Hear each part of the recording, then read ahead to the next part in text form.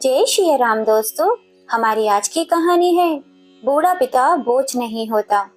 लीजिए वर्मा जी, लौकी की खीर बनाई है आपके लिए। अरे भाग्यवान, मैं तो मजाक कर रहा था तुमसे, तुम तो सच में लौकी की खीर बना दी। तुम भी ना, मजाक। 2 दिन से लौकी की खीर की लत लगाए हुए थे। क्या मैं नहीं जानती आपको? कुछ दिन लौकी की खीर ना मिले तो बेचैन हो जाते हो, और अब कहते हैं मजाक कर रहा था। वाह, क्या लौकी की खीर बनाई है आपने श्रीमती जी। एक बात तो कहनी पड़ेगी, आपके हाथों की लौकी की खीर में जो स्वाद है वे दुनिया के लजीज से लजीज व्यंजनों में भी नहीं है। आप भी ना कुछ भी बोलते हैं। शर्माती आंखों वाला मुस्कुराता हुआ मंजू जी का चेहरा वर्मा जी के मानस पटल पर प्रतिबिंबित हो रहा था। उसी समय छोटे बेटे अनुज की आवाज ने उन्हें झकझोर कर रख दिया। बाबूजी, ओ बाबूजी। वर्मा जी, जो अपनी पत्नी मंजू की मीठी यादों में खोए हुए थे, अचानक से बेटी की आवाज सुनकर ना चाहते हुए भी अपने ख्वाबों की दुनिया से बाहर आ गए। हाँ हाँ बेटा बोलो। बाबूजी, हम घर पहुंच चुके हैं, चलिए आइए। कार के दरवाजे से बाहर निकलते हुए उनके छोटे बेटे ने कहा। रिटायर्ड शिक्षक वर्मा जी के 2 बेटे और एक बेटी है। तीनों बच्चों की शादियां हो चुकी हैं। बड़ा बेटा राजेश और छोटा बेटा अनुज। बड़े बेटे और बहू के साथ उनके कुछ खास अच्छे अनुभव नहीं रहे थे, सो अपनी पत्नी के अंतिम संस्कार और 13वीं के बाद अपना गांव छोड़कर अपने छोटे बेटे और बहू के घर पर आ गए हैं। दरअसल यह घर वर्मा जी ने ही खरीद कर दिया था अपने छोटे बेटे को, यह सोचकर कि रिटायर होने के बाद दोनों वृद्धजन अपना बुढ़ापा आराम से काटेंगे। अपने बेटे और बहू के साथ एक कमरा अपने और अपनी पत्नी के रहने के लिए भी बनवाया था वर्मा जी ने इस घर में। लेकिन 2 साल हो गए थे उन्हें अपनी नौकरी से रिटायर हुए, पर वह अभी तक गांव में ही रह रही थी। मंजू जी अपने पति को यह कहकर शहर आने से हमेशा रोक देती थी, क्यों बेटे बहू की जिंदगी में दखल देना, यही ठीक है।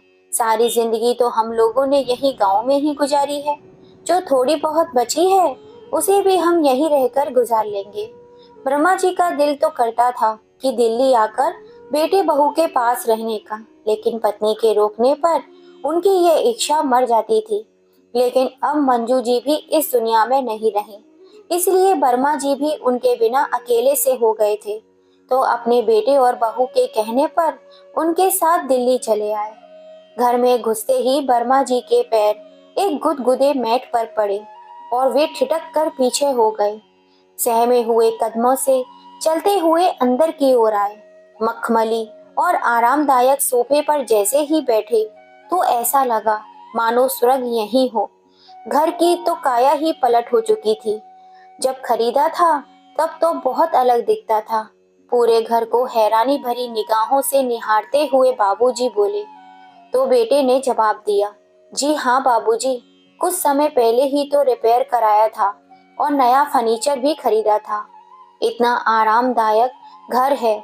सोचते हुए वर्मा जी मन ही मन अपनी पत्नी मंजू से बातें करने लगे। मंजू, अगर आज तुम होती तो अपना यह घर देखकर कितनी खुश होती।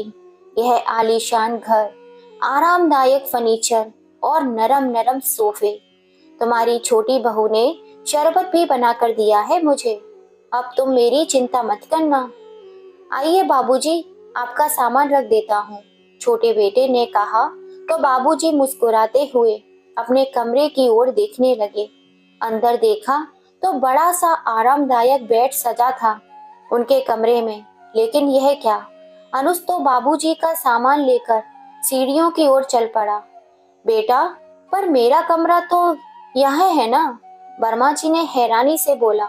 नहीं बाबूजी, दरअसल आपकी बहू अंकिता का भाई आजकल ट्रेनिंग के लिए इसी शहर में आया हुआ है। अक्सर घर आता जाता रहता है, तो इसी कमरे में रुकता है।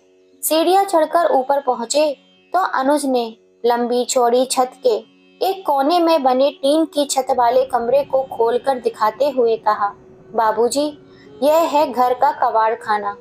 यहाँ घर की सारी टूटी फूटी बेकार वस्तुएं एकत्रित कर दी जाती हैं और दिवाली के त्योहार पर ही यहाँ की सफाई की जाती है।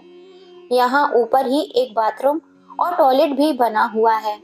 बाबूजी ने देखा कि उसी कबाड़ के अंदर एक फोल्डिंग चारपाई पर बिस्तर लगाया हुआ है। यहाँ अभी कुछ खास सामान नहीं पड़ा हुआ था, इसलिए आपके रहने की व्यवस्था यही कर दी गई है। कहते हुए अनुज ने उसी चारपाई पर बाबूजी का सामान रख दिया। वर्मा जी के तो जैसे पैरों तले जमीन ही खिसक गई थी। उन्हें अपनी आंखों पर और कानों पर यकीन ही नहीं हुआ। उन्हें ऐसा लगा जैसे किसी ने उन्हें कितनी ऊंचाई से जमीन पर धम से पटक दिया हो। उन्होंने पलटकर देखा तो अनुज अपना कर्तव्य निभाकर उन्हें अकेला छोड़कर नीचे जा चुका था। यह सब देखकर बाबूजी से खुद को संभाल पाना मुश्किल हो गया था।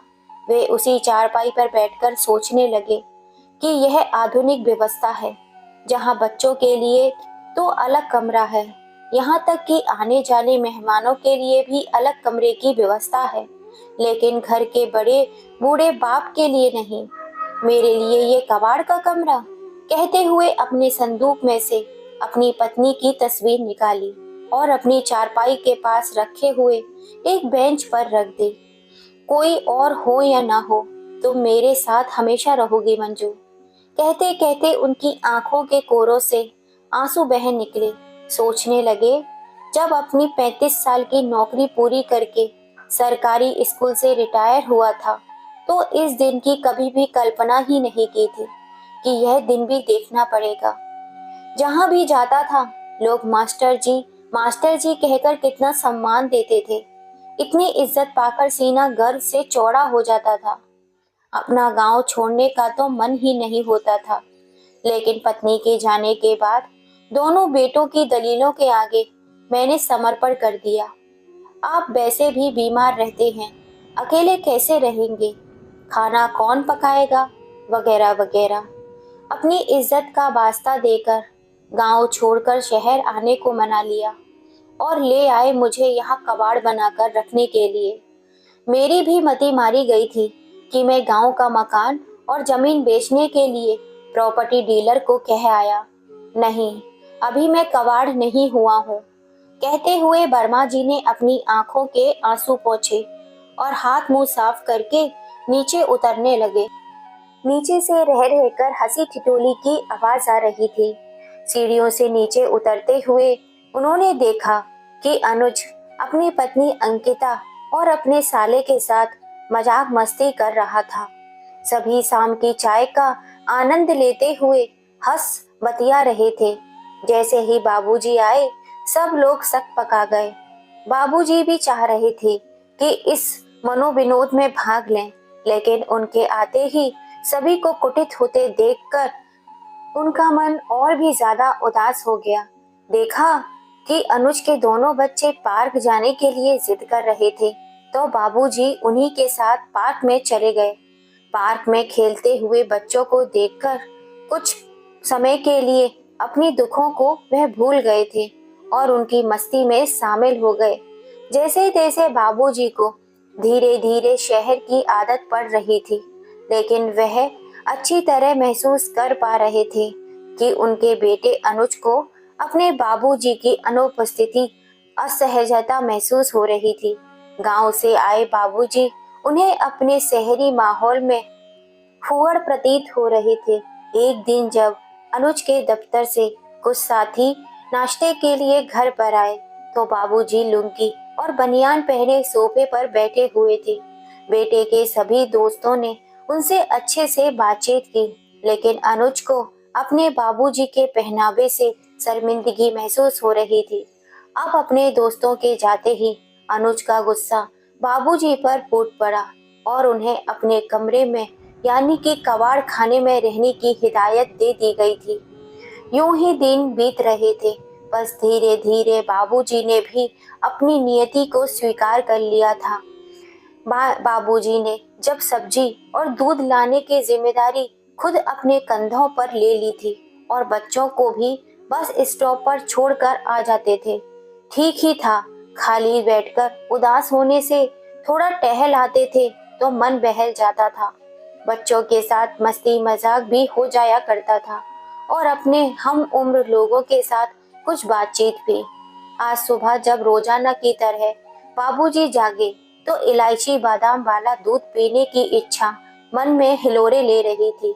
इतने में बहू कमरे में आई और आवाज लगाती हुई बोली, बाबूजी, जे लीजिए चाय। कहते हुए अंकिता चाय का प्याला बाबूजी के हाथों में थमा कर चली गई। देखा तो कप में वही काले रंग की शहरी काढ़ा था जिसे पीना शहरी लोग अपना स्टैंडर्ड समझते थे। गांव में रोज सुबह पत्नी के हाथों का इलायची वाला दूध पीने के आदी बाबूजी ने अपनी इच्छा मन ही मन में दबा दी, लेकिन उनकी हिम्मत ही नहीं हुई कि बहू को कह दे कि आज चाय नहीं दूध पीने का मन है। होती भी कैसे, पहले एक बार बाबूजी ने दूध मांगा था तो बहू ने दूध ला तो दिया था, पर नाक मुंह सिकोड़ ऐसे भाव दिखाए कि जैसे किसी गवार से पाला पड़ गया हो। सोचते सोचते वर्मा जी ने घड़ी की तरफ देखा। दूध लाने का समय हो रहा था। बाबूजी ने जल्दी से चाय की चुस्कियां ली और नीचे उतर आए। सोचा यदि देर हो गई तो दूध भी नहीं मिलेगा और फिर बहू की चार बातें भी सुननी पड़ेंगी। बाबूजी को नीचे आते देख अंकिता ने मेज पर थैला और 200 रुपए रख दिए। दूध लेने के लिए जा ही रहे थे कि देखा बच्चे भी स्कूल जाने के लिए तैयार खड़े थे। चलो बच्चों, आज तुम्हें बस स्टॉप पर मैं छोड़ देता हूँ। नहीं नहीं बाबूजी, बच्चों को मैं छोड़ दूंगी, आप जाइए, छोटी बहू हड़बड़ाते हुए बोली। बाबूजी समझ गए कि बच्चों को उनके साथ जाने के लिए क्यों नहीं देना चाहती। उन्होंने अपनी बहू को कई बार कहते हुए सुना था, गवार बाबूजी के साथ रहकर मेरे बच्चे भी गांव की भाषा और तौर तरीके सीखते जा रहे हैं। बाबूजी थैला और पैसे उठाकर दूध लेने के लिए निकल पड़े और अपनी स्वर्गवासी पत्नी मंजू जी से बात करते हुए जा रहे थे। आप तो बहुत ही भाग्यशाली निकली जो केवल बड़े बेटे और बहू का अपमान झेलकर सुरक्षित सिधार गई। वर्मा जी के दिल में अपने बड़े बेटे राजेश के घर बिताए कुछ दिनों की कड़वी यादें ताजा हो गईं। किस तरह से बड़ी बहू खाने का सामान भी छिपा कर रख देती थी ताकि हम बूढ़े ना खाएं। एक दिन सोफे पर बैठकर जब अखबार पढ़ते हुए मैं दातुन चबा रहा था तो राजेश ने टका सा जवाब दे दिया था, बाबूजी, यह शहर है, आपका गांव नहीं है। दांत साफ करने हैं तो बाथरूम में कीजिए। आपको देखकर बच्चे क्या सीखेंगे। 4 दिन में वापस अपने गांव लौट आए थे। दोनों पिछली बातों के सैलाब में डूबे वर्मा जी को पता ही ना चला कि कब दूध की दुकान पर पहुंच गए थे। दूध के पैकेट खरीदकर जैसे ही मुड़े तो बेटी का फोन आ गया।